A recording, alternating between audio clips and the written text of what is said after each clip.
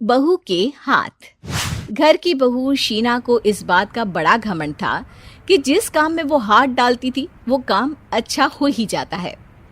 शीना की हर बात में हाथ का इस्तेमाल जरूर होता था।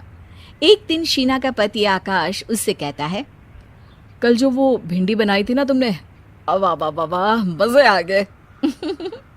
मैंने अपने हाथों से बनाई थी। मेरे हाथों में वैसे भी जादू है, जिस चीज को छू लेती हूँ सोना बन जाती है। अब ये थोड़ा ज्यादा हो रहा है। मतलब अगर हर चीज को छू के सोना ही बना देती हो तुम, तो हमारे नाम के पीछे भी अंबानी ही लगा देते हम। चुप रहो, मुंह पे हाथ रख लो, कुछ भी बोलते रहते हो। शीना की सास बगिया से पूजा के लिए फूल चुन रही थी। सुंदर, अति सुंदर, कितने प्यारे गुलाब के फूल हैं। भगवान जी खुश हो जाएंगे। मैंने अपने हाथों से जो पौधा लगाया था, मेरे हाथों की कोई भी चीज़ बेकार नहीं जाती। हाँ बेटा, सही कह रही है। इसीलिए तो तुम्हारे पिताजी से मैंने अपने बेटे के लिए तुम्हारा हाथ मांगा था। और उन्होंने हाथों हाथ में मेरा हाथ आपकी बेटी के हाथ में दे भी दिया था। हाँ बेटा, वो तो है, पर मुझे ये बता, तू ये हर बात में हाथ क्यों बीच में लेकर आती है? माँ जी, पंडित जी ने हाथ मेरा देखकर नैनीताल में कहा था कि मेरे हाथ जगन्नाथ हैं, मेरे हाथों से कभी कोई काम नहीं बिगड़ेगा। तो मेरे हाथों की तारीफ तो मुझे करनी पड़ेगी ना। हाँ हाँ, ठीक ही कह रही हो वैसे। तो मिलाओ हाथ इसी बात पर। शीना को न सिर्फ इस बात पे गर्व था कि उसके हाथ से सब अच्छा होता है, बल्कि घर के सारे काम भी वो पहले अपने हाथ से करती, फिर कोई दूसरा उन कामों को कर पाता। एक दिन शीना कपड़े धो रही थी। अरे घर में वॉशिंग मशीन है तो सही, खुद क्यों थक रही हो? कपड़े पहले मेरे हाथ से धुलेंगे, फिर वॉशिंग मशीन से। पहले हाथ की सफाई, फिर मशीन की धुलाई। अगर आज डाकू गब्बर सिंह होता ना, तो वो ये हाथ मुझे दे दे ठाकुर, तुमसे जरूर कहता, और मैं तो दिलवा भी देता तुम्हारे हाथ। हर एक काम में हाथ बटाओ, ज्यादा जुबान न चलाओ, वरना दूंगी एक उल्टे हाथ से। क्या दोगी? कपड़े दूंगी, लो निचोड़ो। ऐसे ही एक दिन, अरे बहू, ये सोफे पर चढ़कर हाथ से पंखा क्यों घुमा रही हो?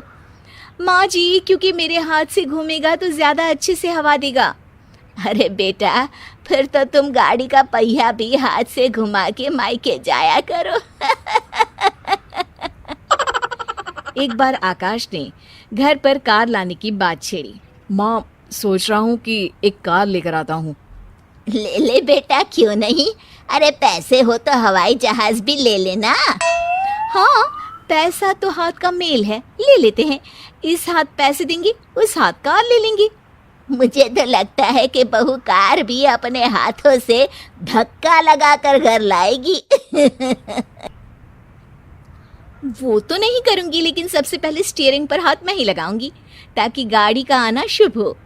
अरे घर ले आने तो दो, फिर हाथ लगा लेना। लेकिन शीना नहीं मानती। अगले दिन ही सब कार लेने जाते हैं। शीना सेल्समैन से कहती है, भैया ये कार बहुत पसंद है, पैक कर दो। अरे ओ भाग्यवान, 2 मीटर कपड़ा नहीं है जो पैक करवा ले, जरा चला कर तो देखने दो। यस सर, बिल्कुल, टेस्ट ड्राइव कीजिए ना। अरे नहीं नहीं, सबसे पहले मैं हाथ लगाऊंगी गाड़ी को, मेरे हाथ अच्छे हैं। अरे यार, हाथ तो मैं भी धोता ही हूँ, और आजकल तो सैनिटाइजर से भी धोता हूँ। मेरे काम में हाथ ना अड़ाओ। अरे टांग ना अड़ा होता है भाग्यवान, हाथ नहीं। शीना ड्राइविंग सीट पर बैठ जाती है और आकाश उसे गाड़ी के फंक्शन समझाता है। देखो शीना, ध्यान रखना, ये है स्टीयरिंग, इससे राइट लेफ्ट जाएंगे। ये है एक्सेलरेटर, इससे स्पीड कंट्रोल कर सकते हैं, और उसी के पास में है ब्रेक, जो तुम्हारी जुबान में शायद मिसिंग है। ठीक है, ज्यादा भी सिखाने की जरूरत नहीं है। मेरी माँ तो कहती है कि मैं अगर अपनी शुभ हाथ लगा दूं तो जग घूम जाए। तो ये स्टीयरिंग क्या चीज़ है? शीना गाड़ी स्टार्ट कर देती है और स्टीयरिंग को घुमाते हुए एक्सेलरेटर पर धीरे से पैर रखती है, और शोरूम के बाहर के एरिया में ही गाड़ी घूमने लगती है, जहाँ दूसरी गाड़ियाँ भी रखी हैं। देखा मेरे हाथों का कमाल। अब ब्रेक दबा दो, आगे गाड़ी है। शीना आगे गाड़ी देखकर घबरा जाती है और पाँव गलती से एक्सीलरेटर पर पड़ जाता है। कार आगे खड़ी एक बड़ी गाड़ी में घुस जाती है। दोनों कार से उतरते हैं। सेल्समैन भागते हुए आता है। अरे 7 लाख की गाड़ी खरीदने आए थे और 15 लाख की गाड़ी ठोक दी। Oh my God. आकाश की माँ, आकाश और शीना घबरा जाते हैं। इतना सारा पैसा कहाँ से आएगा? तभी वहाँ मैनेजर भी आ जाता है। पूरा माजरा समझता है। अरे टेंशन मत लीजिए, गाड़ियों का इंश्योरेंस था। आप जो कार लेने आए थे वही खरीद लीजिए। पर मैडम, जब तक आप सीख ना ले तब तक गाड़ी मत चलाइएगा। अभी तो आपने गाड़ी बस ठोकी है, जिसका बीमा भी था, लेकिन सड़क पे चलते हर इंसान का बीमा नहीं होता।